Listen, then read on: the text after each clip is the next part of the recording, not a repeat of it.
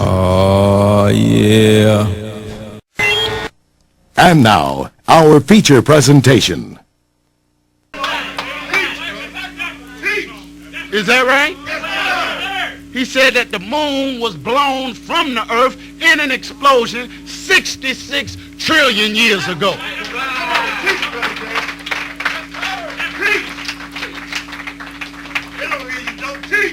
Well, white folk scientists, they say, well, ain't no way the moon can be blown from the earth. It was just already out there.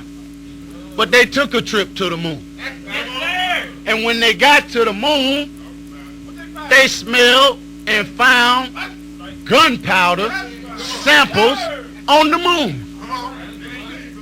Now, what is gunpowder samples doing on the moon if there was not an explosion? And the craters that they found on the moon is where the water once was when the moon was connected to the earth. See, this is called supreme wisdom. You never heard this before. You don't go to college and universities to get taught the diameter of the moon. You don't go to universities and get taught that the diameter of the universe is 76 quintillion miles.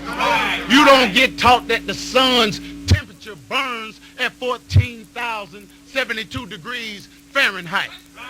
You don't get taught that the circumference of the sun is 2,679,785 miles in circumference.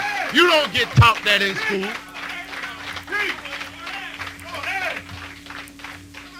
You didn't get taught that Mount Everest was 29,141 feet high.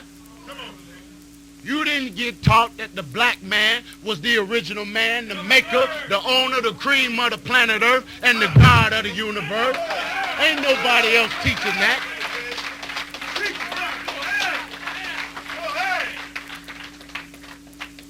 You didn't get taught that the Caucasian white man is the real colored man, or Yakub's grafted devil, the skunk of the planet Earth.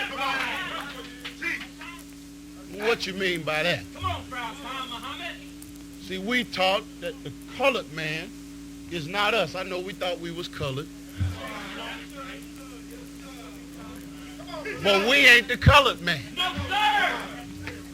See, we get taught supreme wisdom. We're taught that the colored man is the Caucasian white man. Well, look at the word. I'm not a major in English or nothing, but some of y'all that's more skilled in this stuff, y'all can help me out. If you've ever heard of the term pitted pears, does that mean you left the pit in or you took the pit out? Huh? You took it out, right? That's why it's called pitted. If you say, I want me some whiting, I want boned whiting, that means you left the bone in or took the bone out. So if I say the colored man, that means I left the color in or took the color out. Go ahead, brother. Go ahead.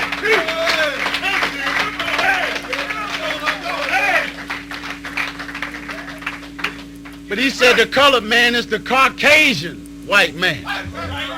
What do you mean Caucasian?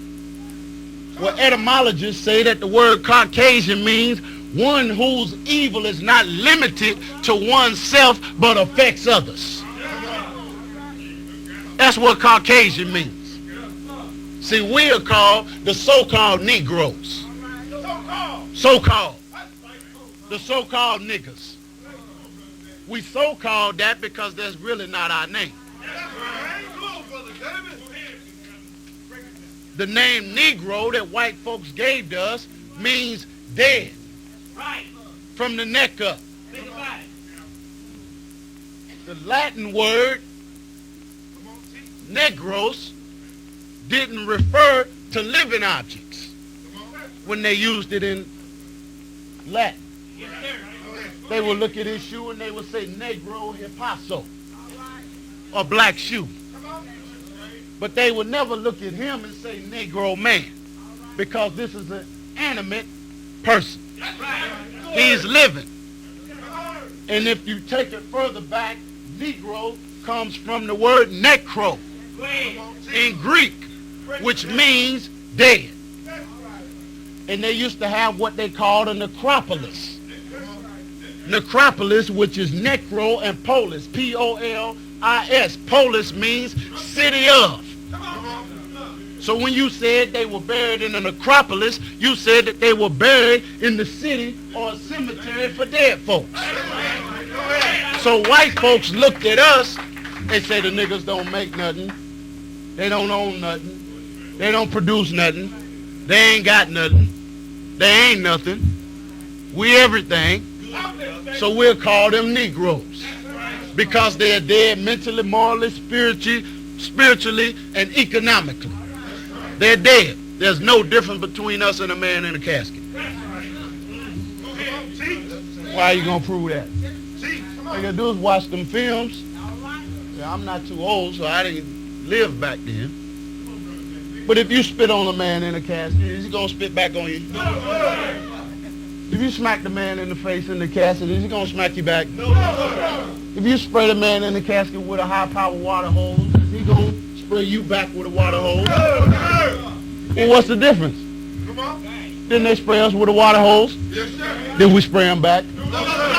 Did they spit on us? Did we spit back? Did they kick us? Did we kick them back? So what's the difference between us and the man in the casket? And both of us is dead.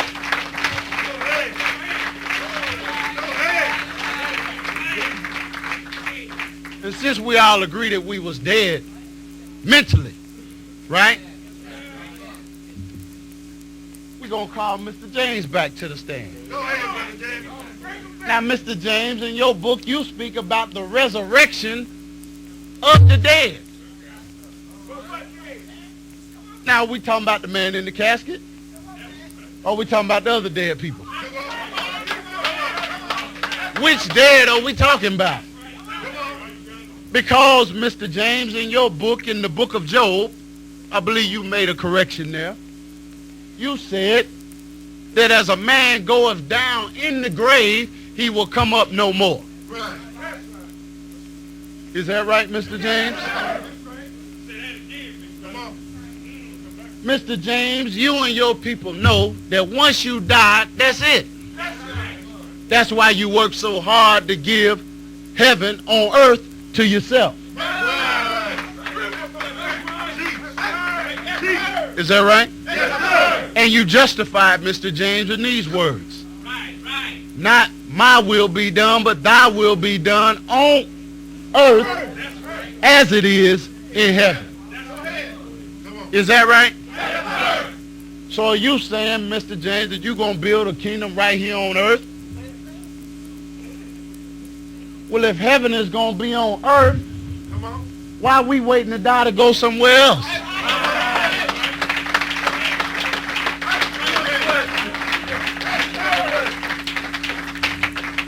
That's why the slaves used to say, everybody talking about heaven ain't going there, heaven. Because they knew with the way white people was treating us, ain't no way them folks finna get up in heaven. Not only that, we're going to keep going a little further. And it say that the judgment day will not come except there come a falling away first, and the man of sin be revealed. Not the spook of sin, not the spirit of sin, but the man of sin. Meaning the man's whole genetic makeup would be contrary to God. Now, do we know a man like that? We got to call him to the stand. We're going to call the Caucasian to the stand now. It said that this man will be called the son of perdition, who would oppose all that is called God or that is worshipped. He would sit in the temple of God, showing himself that he was God. So, in the early 1600s, they commissioned Michelangelo, Leonardo da Vinci, and a few others to paint Jesus, to paint Adam, to paint Eve, to paint Moses, to paint everybody in the Bible white. Right. And here's some pictures for everybody to see. Go ahead. Moses. Say they was white. See right there? Moses, that's Moses right there, meeting the burning bush. There's a scripture in the book that say Moses went to go talk to God, and he didn't believe God was who he said he was. Right. So God said, put your hand into my bosom. Right. Bosom is another word for chest. That's right. Yes, sir. So if God is a spirit, what are he doing with the chest? But he told Moses, stick your hand in my bosom. And when Moses took his hand out, it said that his hand looked as leprous as snow. Think about it. When he took it out, it was white, in other words. Then he said, now Moses, put your hand back in my chest. And when Moses put it in there and pulled it back out, it said it turned back to the color of his other flesh. Go ahead. Think about it, black people. Well, if his hand was white, when he stuck it in there the first time and pulled it out and it was white, and he stuck it back in there again and it turned back to the color of the other flesh, what color was the other flesh? Right, right. Think about it.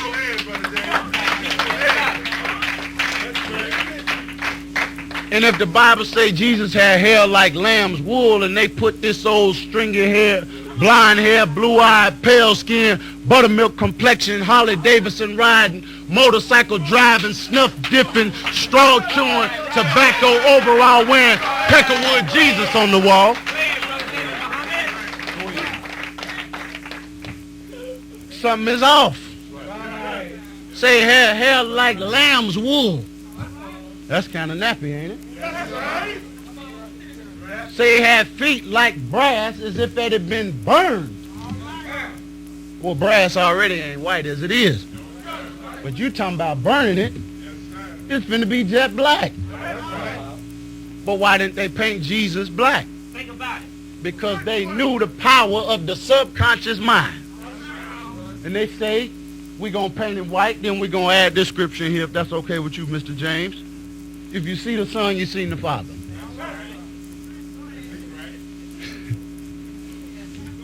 So if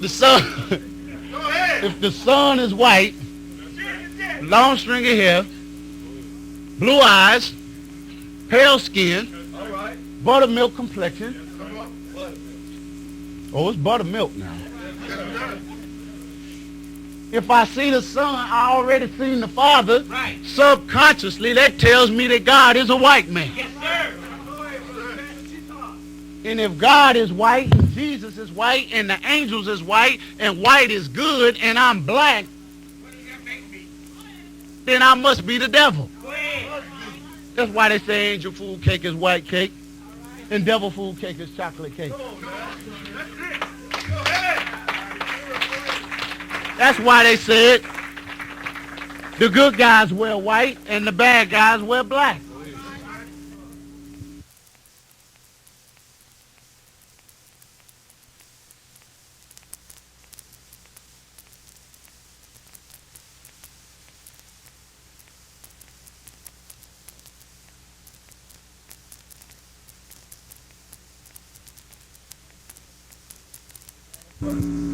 It's the nastiest animal you want to find. On the back of one of the legs of the pig, there's a hole.